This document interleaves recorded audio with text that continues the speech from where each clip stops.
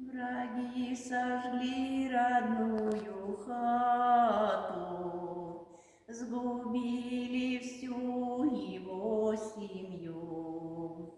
Куда ж теперь идти солдату, кому нести печаль свою?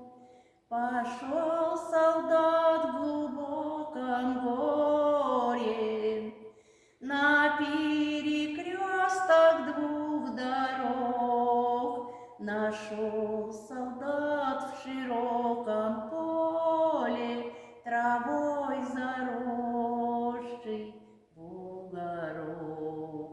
Стоит солдат и словно комья застряли в горле у него.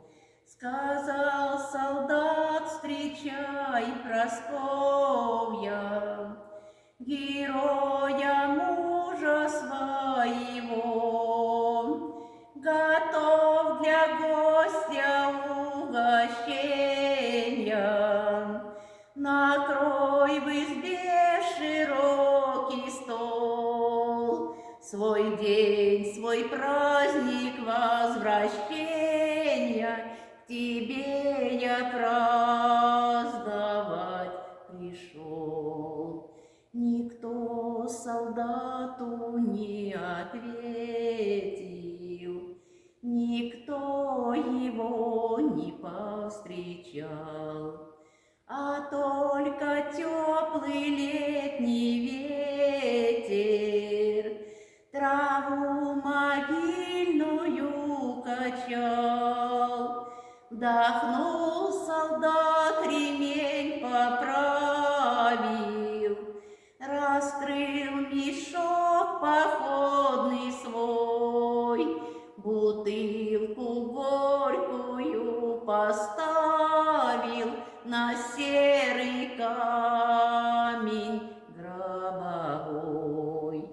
Не осуждай меня, Прасковья, что я пришел к тебе такой. Хотел я выпить за здоровье, а пришлось пить за упокой. Сойдутся вновь друзья-подружки, но не сойтись вовеки нам.